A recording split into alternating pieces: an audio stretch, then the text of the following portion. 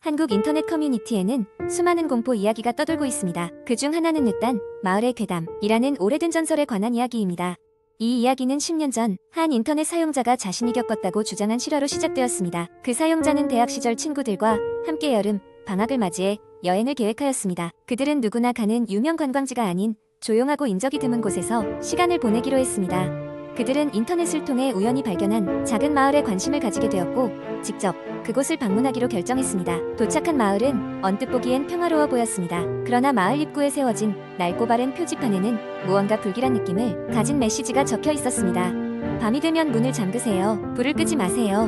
마을 사람들은 이 경고를 당연한 듯이 받아들이고 있었습니다. 그들은 마을 회관 옆 작은 민박집에 머물기로 했습니다.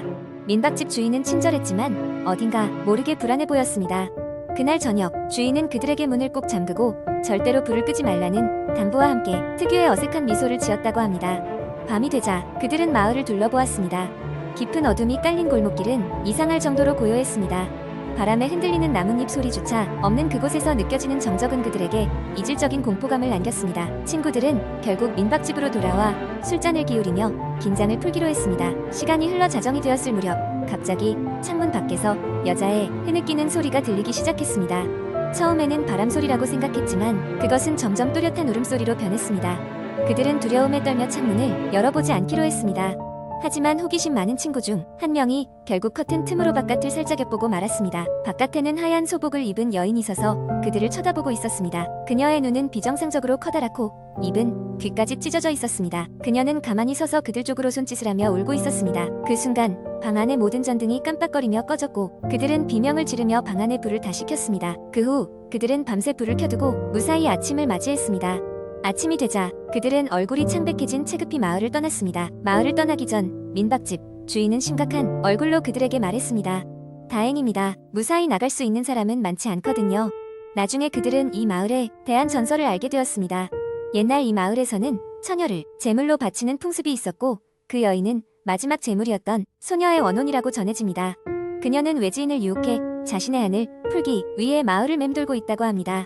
이 이야기는 인터넷을 통해 빠르게 퍼졌고 많은 사용자가 각자의 경험담을 덧붙이며 또 다른 괴담으로 발전하였습니다. 이 공포 썰은 시간이 지나면서 더 많은 변형과 세부사항이 추가되었고 그 결과 하나의 강력한 도시전설로 자리잡게 되었습니다. 두 번째 이야기 서울 외곽에 위치한 작은 마을에는 지금은 사람이 살지 않는 낡은 주택이 하나 있었다. 이 주택은 한때 한 부유한 가족이 소유하고 있었으나 20년 전 그 가족이 돌연 이사를 가면서 비어있는 상태로 남아있었다. 사람들은 시간이 지나면서 이 주택에 대한 수많은 소문을 퍼뜨리기 시작했다. 입소문에 따르면 이 집은 귀신이 들린 집이라는 것이었다. 가장 무서운 이야기는 지하실에서 들린다는 속삭임에 관한 것이었다. 한밤중에 그 집 앞을 지나가다 보면 지하실 창문으로부터 낮고 으스스한 속삭임이 들려온다는 것이었다.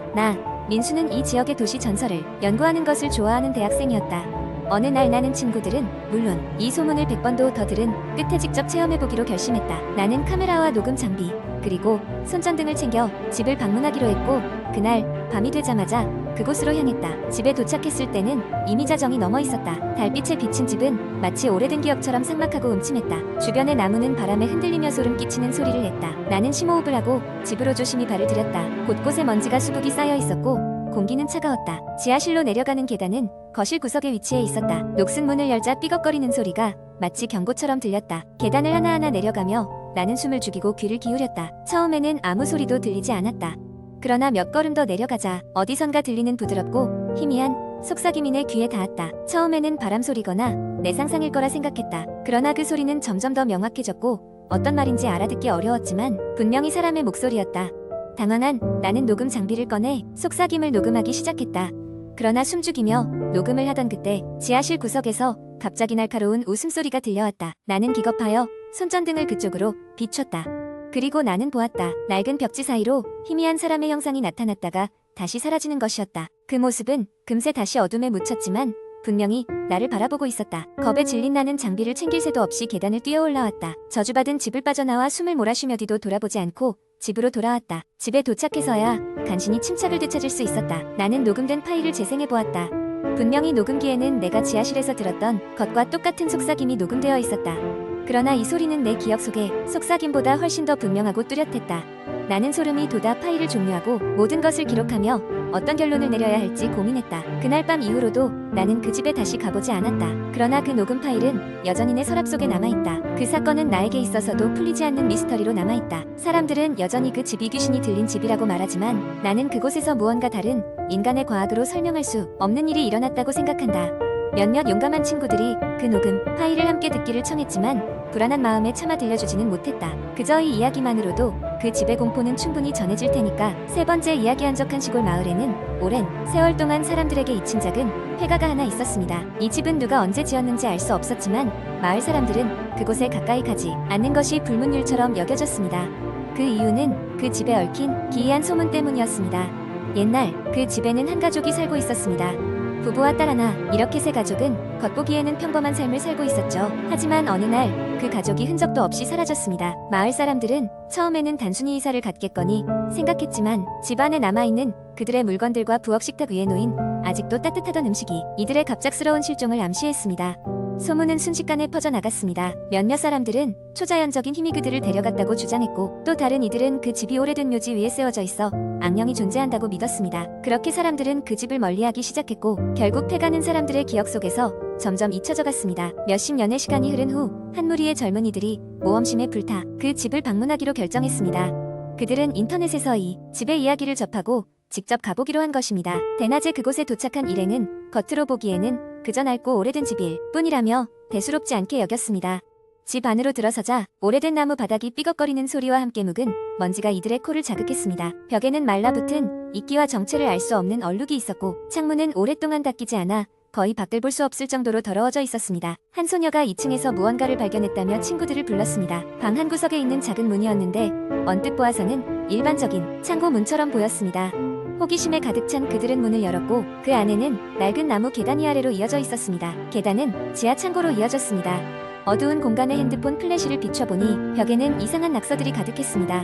모두가 알 수 없는 기묘한 문자였고, 마치 누군가 절박하게 써놓은 듯한 흔적이었습니다. 갑자기 한 친구가 벽에 걸린 작은 사진들을 발견했습니다. 그 사진들은 이 집에서 사라졌다는 그 가족의 사진이었고, 마지막 사진에는 낯선 남자가 가족들 옆에 서 있었습니다. 그 남자는 날카로운 미소를 짓고 있었는데 어쩐지 현대적인 옷차림이었습니다. 공포에 휩싸인 친구들은 서둘러 그곳을 빠져나왔습니다. 하지만 문 앞에서 이상한 소리를 들었습니다. 마치 아이 울음소리 같았습니다.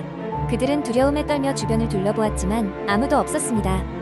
그때였습니다. 갑자기 주변의 온도가 급격히 떨어지면서 그들의 핸드폰 플래시가 깜박거렸습니다. 겁에 질린 일행은 허둥지둥 그 집을 빠져나와 마을로 돌아갔습니다. 그들이 겪은 이야기는 온라인에 퍼졌고, 많은 사람들이 더 많은 이야기를 들려주었습니다. 그중 한 이야기는 오래된 신문 기사에 실려 있었다는 것인데, 사라졌던 가족의 딸이 마을 외곽에서 발견되었으며 그녀는 살았으나 그 이후로 한 번도 말을 하지 않았다는 충격적인 내용이었습니다. 영원히 풀리지 않을 것만 같았던 이 집의 미스터리는 여전히 많은 사람들의 호기심을 자극하며 인터넷을 떠돌고 있습니다. 하지만 아무리 호기심이 많아도 사람들은 그 집에 다시 발걸음을 옮기지 않았습니다.